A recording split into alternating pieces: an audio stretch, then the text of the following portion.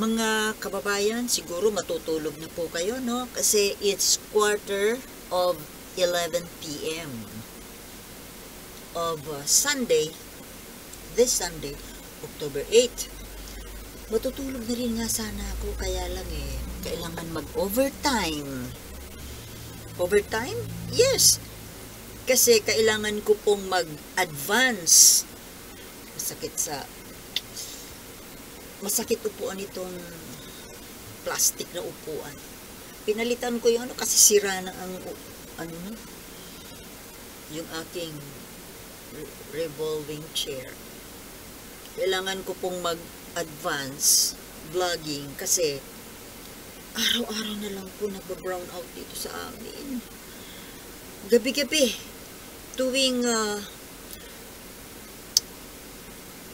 6 o'clock PM. Napansin ko po, 6 o'clock, simulang 6 o'clock, napansin ko po lalo na itong araw ng Sunday, ilang beses po nag-brown out ngayong gabi, mula 6 o'clock. Ilang beses na po ako ng pag-umpisa ng pagbi-video, biglang mawawala ang kuryente. Kaya ayan, kaysa naman baka bukas wala na namang kuryente din, kaya ngayon pa lang mag-advance na ako. Hindi ko na siya ngayon mai-upload. At least bukas na lang. Uploading na lang po. Ang problema po kasi dito sa barangay. Nag-inquire na po ako niyan sa electric company. Sabi ko, bakit po laging brown out sa amin? Kasi daw, sa mga barangay, mas mababa daw ang power supply. Kasi, expected na residentials lang. But hindi po, dito sa amin sa barangay, medyo, na po kasing barangay ito medyo, up and away. Marami po ditong mga groceries, mga meat shop, na siyempre may mga freezer at mga tabi-tabi pati yan marami pong mga appliances na malakas daw sa kuryente. At lalo na po pagdating ng gabi, uwian ng mga tao, siyempre sabay-sabay manunood ng TV plus kung ano-ano na mga appliances. Kaya, ganun po ang explanation. Not unless na mapalitan daw ang dito, mapataas yung voltage ba, sabi? Hindi po mangyayari kasi yun na talaga ang naka-assign sa barangay. Kaya, the best thing to do is to move to the city. Na dito po ako kasi ako may property dito sa kinaroroonan ko. So, ewan ko, diskarte na lang. Anyway, tuwing daytime, medyo bihira naman yung brown out. Mag-brown out man siya, may announcement. Kaya, siguro ko, sa daytime kasi may rami akong ginagawa. Kaya actually, after ng mga chores ko, sana ako nagbi-video lang, hobby. Kaso ganun nga, tuwing magbablog na ako, saka po nawawala ng ilaw. Kaya ito, kailangan kong at saka ito po gusto kong pag-usapan ngayon mga kababayan, itong pong tungkol kay Madam Amy Marcos. Nagtataka po ako bakit ganito po ang kinikilos niya. Nung una po, ako ay hangang-hanga pa naman sa kanya. Idol-idolan ko siya. Kasi, siya po yung nearest sa yapak ni Apo Lakay. Mas bilib pa ako sa kanya kaysa kay PBBM. Pero ngayon po, parang disappointed po ako sa kanya. Bakit? Kasi, okay naman po yung kontrahin niya yung mga ibang mga ginagawa ni BBM kung namamalian siya. At medyo may mga mali naman talaga. Yung pupunain, Siyempre, kailangan tulungan. Kapatid eh. Kasi siyempre, minsan ng tao medyo namamali din sa mga desisyon. Pero ang hindi ko na po sa kanya nagugustuhan sa ngayon, yung pagiging pro-China niya. Mga kababayan, napapansin niyo po ba yun? Tsaka yung pagiging pro-Duterte niya. To the point na ngayon kinakalabanan niya pati si BBM at saka si Martin Romualdez. At nakakapit siya doon sa Duterte, sa Gloria Arroyo. Which I am very disappointed talaga. Ngayon, I just don't know kung ito po ay drama. Is this political drama? Or is it for real? Kasi, kung drama lang po yan, ay hindi po magandang drama. Kasi, affected po yung pagkatao, yung character. Ano ba talaga siya? Pro-China ba talaga siya o ano? Sa mga tao po na hindi masyadong nag-analyze ng mga bagay-bagay, ang isipin ay pro-China siya. Talaga namang, kasi para po sa akin, set aside yung mga kadramahan sa politika na naglalaro, ang pinaglalaroan po ay isipan ng tao, hindi yung mga politika, mga laro sa politika. Importante po sa akin, yung makita ko, ano ba talaga ang totoong stand ni Amy Marcos tungkol sa China. Kasi minsan nagpalabas siya ng statement tungkol dyan sa bullying ng China dyan sa West Philippine Sea, yung reklamo ng mga fishermen, mga kababayan nating mangingisda, na ang sabi niya, baka daw hindi naman ganun kaseryoso, baka daw OA lang daw yung mga mangingisda. My goodness! Sarili mong kababayan binubuli ng ibang bansa, sasabihin mo na baka umo-OA lang, baka umaarte lang, baka hindi naman ganun kaseryoso. Kung hindi ka sigurado man ng Amy, bakit hindi mo puntahan doon? Bakit hindi ka sumama sa mga mangingisda? Incognito, ha? Yung hindi alam ng China o kung sino man na sumama ka doon. Yung feeling spy lang ba? Ba't hindi ka pumunta doon? Si Robin Padilla pumunta, kaso may permiso yun kaya hindi siya ginulo. Yung wala as in,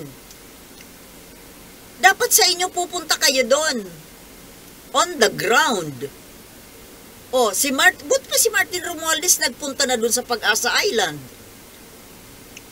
Although si BBM wala pa. Pero it would be impractical or dangerous for the commander-in-chief to be going out there.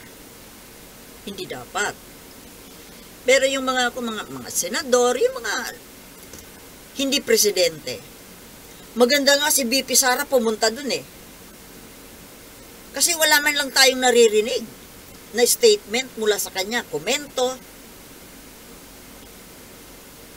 Buti pa yung confidential fund nabibigyan ng focus. Actually, focus eh. Ngayon, back to Amy Marcos. Para pong hindi nakakatulong, ewan ko sa inyo ewan ko sa inyo mga kababayan, mga followers ko, mga manonood, kayong mga nag-view sa ngayon, kayo, ano po sa palagay ninyo? Pero ako talagang discontented talaga ako. I am confused. Kasi tipong hindi naman ganyan. Parang hindi naman ganyan ang tahak ng political journey noon ni Apo Lakay. Si Apo Lakay ay para sa bayan. Ikaw manang Aimee, saan ka? Ultimo pati yung anak mo. Governor ba yon doon sa Ilocos? O di ba nakipagkaibigan sa mga China? mga Chinese pala. Kapareho nung Governor Mamba ng Cagayan. Pare-pareho kayo dyan sa norte eh. Nakikipagkaibigan kayo, nakikipagmabutihan kayo sa China. At nakikipaggrupuhan ka kay Gloria Arroyo, tapos sa mga Duterte. Alam nyo na nagalit ang taong bayan sa Duterte group, nakikigrupo pa kayo dun. Ganon? Ganon ba, Amy Marcos? Alam na alam. Ewan ko sa'yo, hindi mo ba alam? Kaming mga mamamayan, mga observers, alam namin kung ano ang karakas ng mga Duterte, ng Duterte camp. And you belong to the Duterte camp. So, iisa kayo ng kalampag. Iisa kayo ng takbo ng utak. Therefore, ayaw namin sa'yo. Ako, ayaw ko sa'yo. Ikaw pa naman sana yung pangulo ko sa 2028 eh. Pero kung ganyan ang tahak mo, anti-America ka eh. Anti-Ed ka. Di ba dati kino-question mo yung palipad-lipad dito ng mga eroplano ng Amerika? Kontra ka sa Ed ka. Tapos, wala kang statement tungkol dyan sa bullying ng China sa West Philippines eh. Wala. Ang tanging narinig ko sa'yo, yung komento mo na, baka umaarte lang yung mga mangingisda. My goodness. Coming from the mouth of a Marcos? Sabihin mo, binubunggo na nga, ayan, sinagasaan. May bagong balita. Hindi naman yung Pacific Ana na oil tanker ang sumagasa doon sa mga mangingisda. At sino ang may ugali, ang may gawi ng gano'n na pangsasagasa ng mga mangingisda, not only for the Filipinos but for the Vietnamese fishermen. Sino ba? Kailangan maimbestigahan po yan. Kasi kung hindi, namimihasa. At ikaw, Amy Marcos, umayos ka ha. Kung iyan ay drama ninyong pamilya, drama ninyo ni BBM or whatever, drama mo yan, nasa Duterte camp ikaw, anti-America, pro-China, you're treading on dangerous waters, my dear.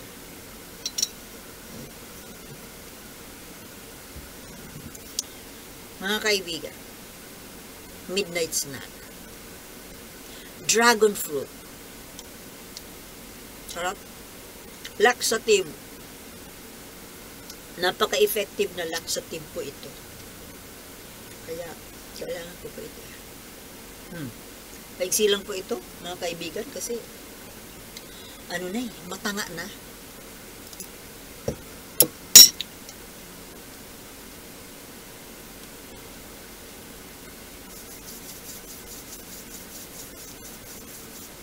Ako po'y nalulungkot sa kinikilos at sa yung ginagawa ni Amy Marcos. Siya pa naman yung manuko sa 2028. Pero parang siya VP Sara 2.0. Ewan ko I will be observing you. Pero parang pag malapit na ang 2028, kung magbabago ka man ng stand, parang mahirap ng paniwalaan Kasi para po sa akin, your stand is your stand from beginning to end. Diba? Pa-pro-China ka ngayon, tapos later on, mag-anti-China ka. Ano yan? You will not be You're not firm with your belief and your principles. What kind of principle is that? Nakakalungkot. Madam Amy Marcos, kakawalang respeto. Ikaw pa naman yung inaasahan ko na susunod sa yapak ng Apulakay.